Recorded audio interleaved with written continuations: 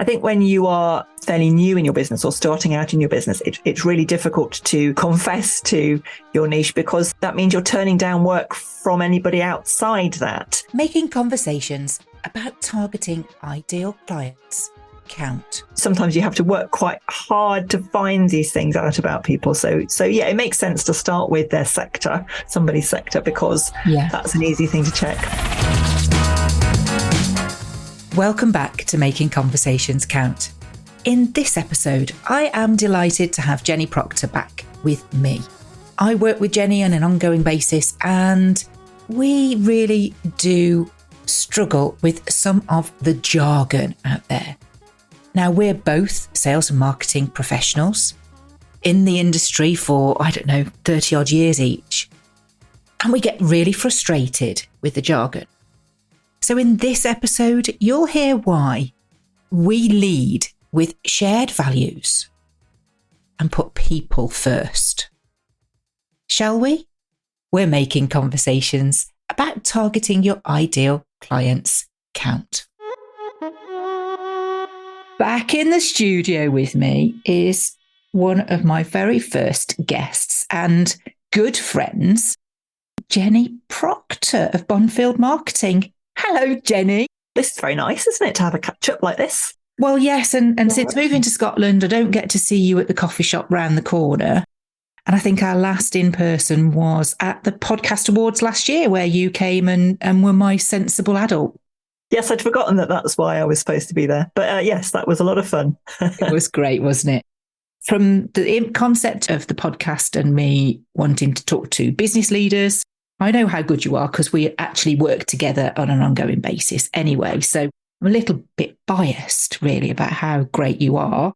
But there was sort of a mission came to me about the show that I wanted to address a few things so that listeners could go on a little bit of a journey with us. So last episode was all about numbers. So that was about money, and it was about your time and your effort into things. And do you know how much time and effort and money you may need to spend so that you can earn the right kind of money? So it seemed to fit rather nicely to get you to come back and talk with us about what I feel is the next step then, which is, well, who should you be working with? And what do we hear it? Customer value proposition. We hear all sorts of different marketing jargon, but ultimately it does come down to your cost, volume, profit. And I remember that conversation that we had at the Podcast Awards last year where you went, well, Wendy, when are you going to start making some money? I didn't say that. And there may have been wine involved in my defence. Well, that's certainly what I heard afterwards. She's right, she's right. There was clearly something in the way that you talked to me that I know will also resonate with other people who are perhaps struggling with this. Everybody that's got a business or is looking to start a business kind of knows what it is that they're going to be doing, don't they? But it's perhaps not so clear as to who that is for. And I talk about it in terms of cost, volume and profit, because that comes down to remembering the numbers, really. But I think it needs to go one step further than that as to, well, who is it that's going to buy from me? And I work a lot with small businesses where there are very many other people doing the same thing. So some of my clients are professional service businesses. There are a lot of accountants out there. There are a lot of financial advisors out there. There's a lot of surveyors out there. And I think it's easy when you are the person running the business to think, well, I know what I do because I am, in my case, a marketing consultant. That's really obvious. But if you're selling your service to somebody who doesn't, work in your sector, I think you have to take the steps back and think about the potential client. What do they want? Yeah, because if we're basing what we offer on our jargon, that's just not going to help, I think. So I think it's always starting with who is the client, who is the potential client, what do they want? That seems a sensible way into any kind of marketing conversation to me. Do you know, Jenny, I have to agree. I've certainly recently, there's this one little word that, depending on where you are in the world, can be niche or niche. Okay. Yes, I don't like niche, but that's, yeah, I'm very English. I say niche. Yeah, I'm a niche as well. And it seems it's much easier if you've got a niche. And this is what people say, it's much, much easier. But the reality of that is that it's really, really scary to go after a niche and then discover that actually it's going to take you a lot longer to build up your reputation and brand and to sort of prove this to people in that arena. And knowing the industry and knowing the job title, yes, it can help in general terms, but sometimes that can be where people get stuck and don't then move on and get into the let's be doing business. I think when you are fairly new in your business or starting out in your business, it's really difficult to define or confess to your niche, because that means you're turning down work from anybody outside that. And at the start of your business, nobody wants to be turning down work from anybody at all. So I think there's some quite problematic things about kind of declaring that. And you're right. Sometimes your niche can be as straightforward as saying, I work in this particular sector. I am a copywriter and I specialize in working with coaches. Brilliant. That's nice and straightforward.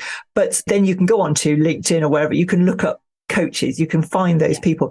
But sometimes it's more subtle than that. Sometimes it's about people with a particular age demographic or a particular, way of looking at the world or a particular attitude to risk. If you're working in a financial services sector, you're maybe looking for a target market of people who have a particular attitude to risk. Well, they don't put that on their LinkedIn profile. I talk about marketing for introverts. There isn't a box you can check on LinkedIn that says, yes, I'm an introvert. Yes, I'm an extrovert. It's so, and there's a lot of people still not actually accepting that they're an introvert or an extrovert. So no, and that's the point, isn't it? I mean, it's like my big one, Meg. Meg, she's a copywriter for creatives because that's her background. She understands what it's like running a creative business. So making stuff is completely different to having to look at how do I then sell this stuff? It's making that connection, isn't it? And I think once you've said, this is my niche, I think some things get easier. You introduce yourself in a different way. You turn up to networking or you present yourself in your own marketing in a much clearer fashion. So I think once you've kind of got through all those doubts about that niche, I think it feels like a big step forward. But it can be a really difficult point. It took me years before I could say this is my niche. I was probably easily 5 or 6 years into my business and I was still trying to take any work that came and still trying to do anything for anybody. It's worth pointing out, isn't it, Jenny, that by having that niche, which will be a work in progress, and you will discover this as part of the journey as your business grows and evolves and you start to realize that who you want to work with comes from the value that the customers get from you, as to the joy that you get for delivering it, and then where you make your money. I always see that kind of triangle there. Even if you do niche, you don't necessarily have to turn down the other more generalistic work. And sometimes it can be far easier if you've got a niche for people to say, oh, well, you will easily understand what I do then.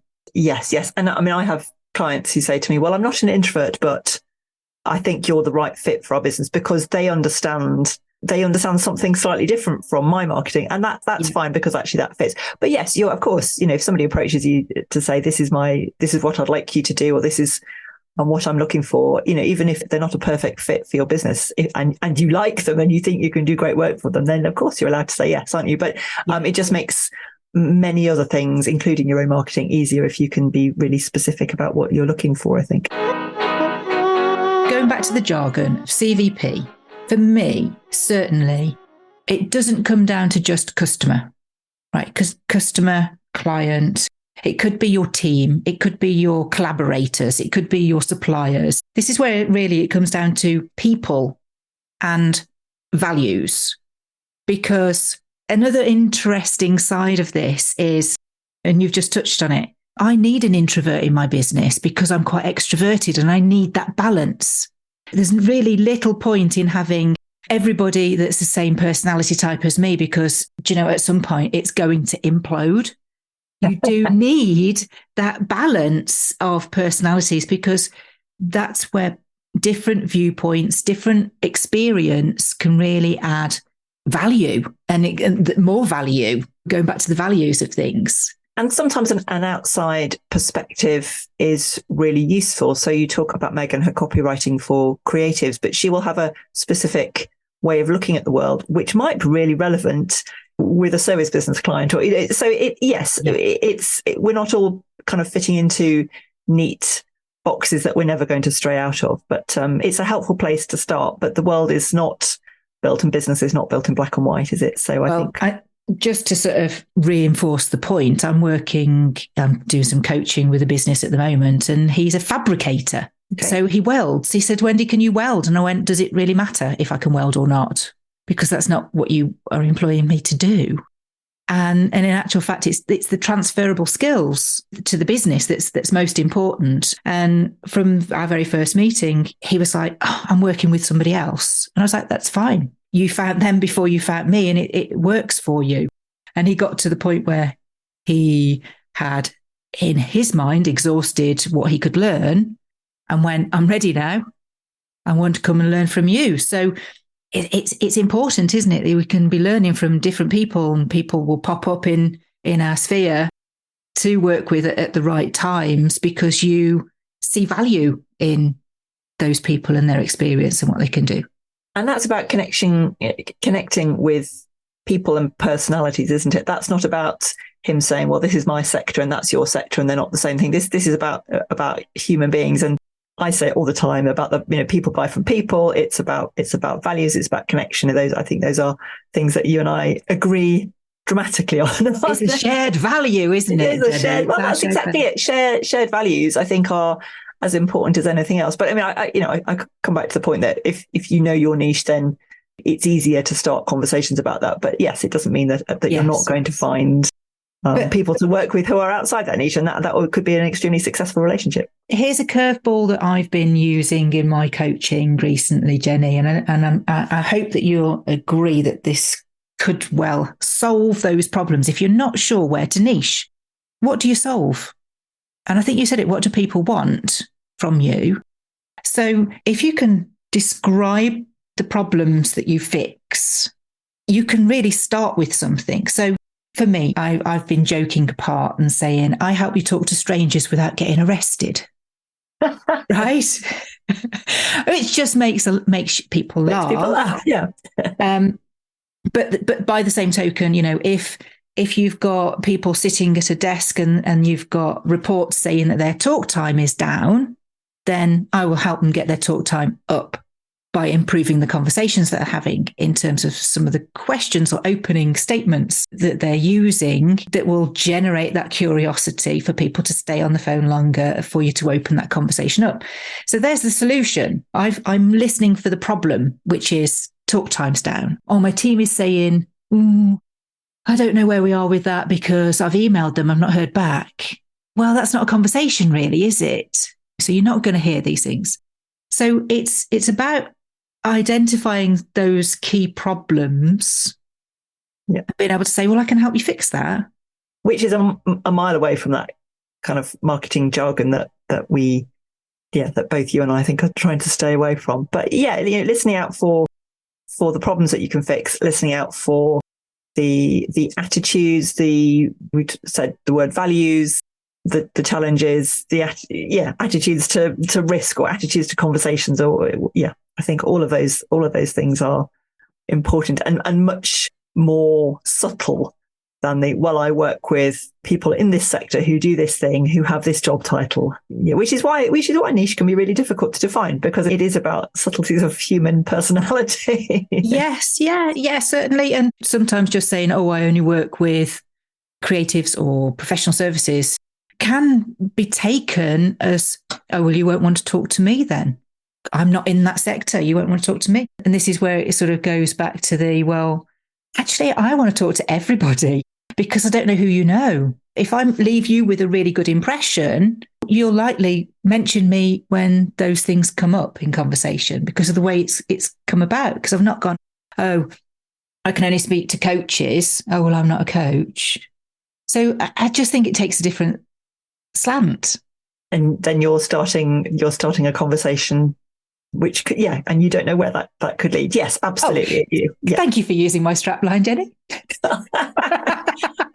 Almost like we've known each other a little while, Wendy.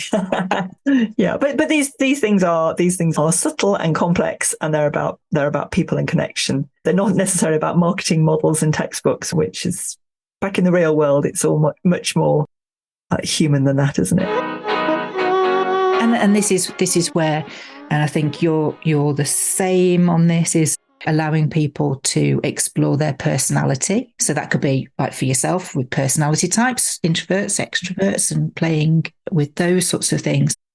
But having that permission to find those people with the same values as you to work with. Yes, and you only find that out by connecting, by having a conversation. You can't, as I say, there isn't a box on LinkedIn, is there, to say, well, my values are this, this, and this, and this is my personality type, and this is my attitude. Sometimes you have to work quite hard to find these things out about people. So yeah, it makes sense to start with their sector, somebody's sector, because that's an easy thing to check. But yeah, I mean, finding the right people to work with, finding people that you enjoy working with, that you are doing good work for them, they value what you're doing. That is quite hard. And if somebody is at the start of a business thinking, where am I going to find these people? It's not you. It does take time to find, clients that fit really nicely with you. I think, I don't think it's an easy thing at all, really. No, and it does. It takes time and effort, doesn't it? Like all things. And I think equally, it's about the effort that you go to in doing the outreach part yourself, but similarly, we've touched on LinkedIn, is speaking on your profile and through your posts and your content in such a way that it's attractive or magnetic to people to want to reach out to you because it's something that you offer and it's what they've been looking for. So they feel like they know you when they start that individual conversation. Yes, I mean, we could talk about authentic content, can't we? Which is another bit of a marketing jargon word, but I think it is giving people a flavour of what you're like as a human being, in all of those marketing arenas, whichever social media channel, whichever marketing platforms you use. I think it's particularly if you're a small business, particularly if you are the business, people need to feel that they know enough about you that when they start working with you, it's not a kind of a conflict or a surprise. And sometimes kind of giving that amount of information or that kind of flavour of yourself, sometimes that's quite difficult. I think people sometimes struggle with that. They don't feel they want to talk about their personal life or on social media, and that, I think that's not what we're talking about at all. But it's turning up as yourself, isn't it? Yeah, it comes down to the positioning of yourself, isn't it? For that conversation to happen. I was particularly thrilled when I was reading your book that is going to be hitting the shelves at some point later in the year. I know it's been a big kind of on your list to do. Yes. And really Jenny comes through. I hear Jenny when she's coming off the page to me. And I truly believe that will connect with so many people. But even when I was reading, I was like, you're giving me homework, Jenny.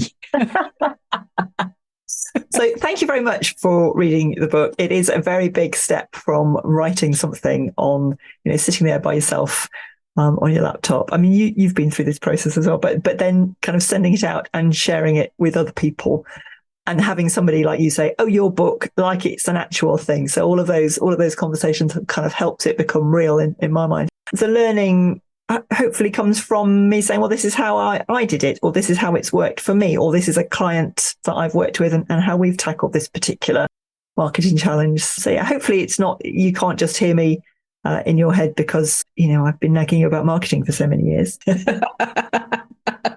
Not just because of that, no.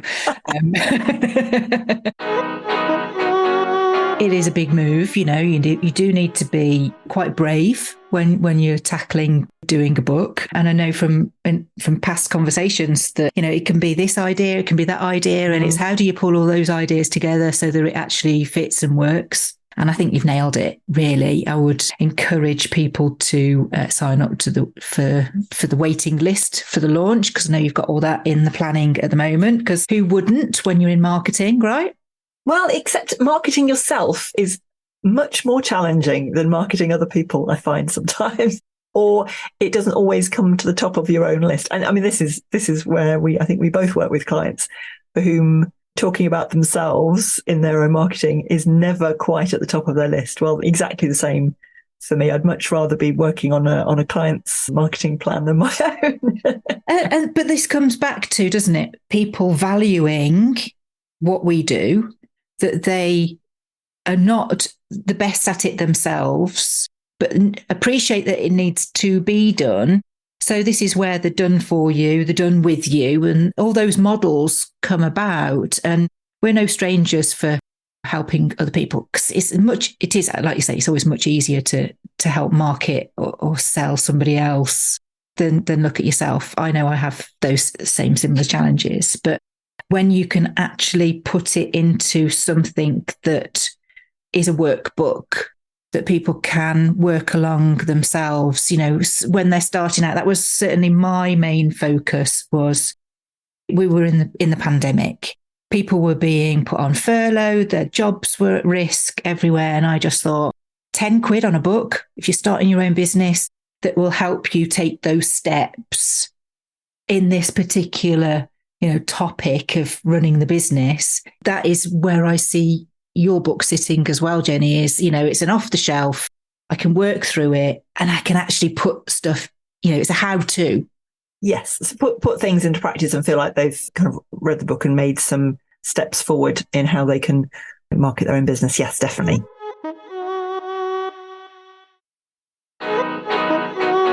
With every guest, and you know this because you've been here before, I always ask for a conversation that counted.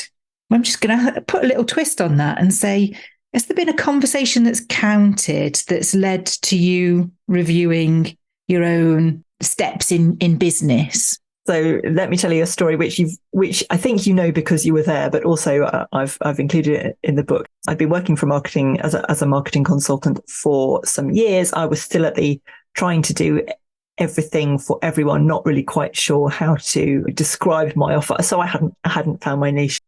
And I was at a networking event where another marketing consultant was speaking, and she seemed to me everything I wasn't. She was loud and fun and a bit sassy and quite sweary.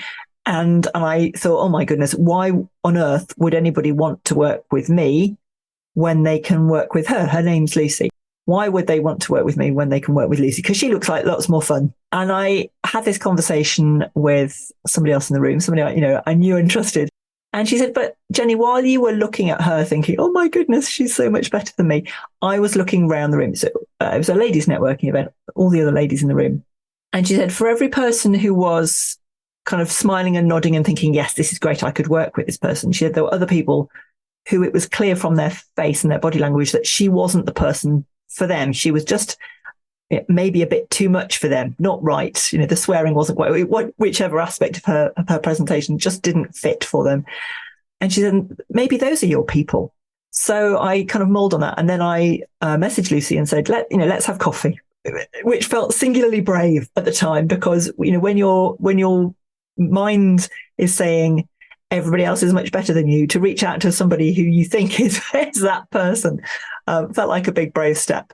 We had coffee. It wasn't that big and brave, honestly, and we had a really good conversation. And actually, it turned out we did quite similar things to each other, in terms of our kind of technical services, what we offered. But yeah, she absolutely was very extroverted. And that was the point at which I thought, no, I work with introverts. I am an introvert and I work with introverts. And that was the beginning of that whole, my positioning, my offers, my podcast, everything about marketing for introverts has come from realizing that my niche was in direct contrast to somebody else. So sometimes actually that's how you find your niche, is you look at somebody else in your sector and think, I am not that person. I am not that. So what am I? So that was the process for me. So yeah, the conversation that counted was the mutual friend saying, no, Jenny, actually there's space for you in this market as well. And then the conversation with Lucy over coffee where we kind of threshed out how we worked and realized that we were quite different. Yeah. And I'm guessing from that conversation that you realised that actually there'd be people that you would recommend to Lucy and Lucy would recommend to you, because Absolutely. you get approached, don't you, because of what it is that you do, and you're looking for a good fit, and you can go, actually, because you buy from people, we're in a real sort of privileged position to be able to say, I know somebody who would fit a lot better than me. And it's so much more powerful to do that than to say, yes, I can do that piece of work and then kind of bend yourself into something that you're not, or do a less than great job for that client because it's not a great fit. So, much, much better to say, let me find the perfect, marketing consultant for you because I know her and she's not me. Yes, no. It's a powerful piece, isn't it? To get that realization. And it takes steps, because again, at the start of your business, you want to accept all of the work because you're worried that it will all go away and your business will never make any money. So, sometimes these conversations do need to take a few years into your business. And that's not to say that you can't flex and change things as the years go on anyway. So, just because you've decided something is your market, is your perfect customer, in 5 years, it might be different. In 2 years, it might be different. And that's okay too. So to all those introverts out there that need some marketing strategy, do please carry on the conversation with our Jenny, because she's a real love. And I just want to say thank you so much for sharing this space with me again, Jenny. It's been great to have you along. Where do people find you hang out most? I am often on LinkedIn, not nearly as much as you, Wendy, but I am often on LinkedIn. It's Jenny Procter with an E. So I would be really happy to connect there. And thank you for inviting me back. I think you and I would have these conversations even if we weren't recording them for a podcast, wouldn't we? But it's good to have an excuse to actually have the conversation. Yeah, Jenny, it's been an absolute delight. And next time we're going to be going with Fab Techer, and got a special guest. She doesn't know it yet, but the lady who wrote the foreword for my book. I'm going to drag her along because I think she takes features, advantage and benefits just one step further, and it makes more sense. So stay tuned next time with us, another special guest on Making Conversations Count. Jenny, lovely to have you back again. Thank you. What's the first thing you're going to change in your approach now? I'd really like to know if this has had an impact and got you to some form of action and change. Get in touch with me at the show. I'd love to hear about you, and maybe we can feature it in an upcoming episode. Now, that lady that didn't know that she was coming on the show is definitely confirmed. She's going to be coming and talking to us about Fab Techer. And all I will say about the wonderful Jane Pallister is she has more ologies to her CV than I have fingers and toes. So what this lady does not know is not worth knowing. So join me next time on Making Conversations Count.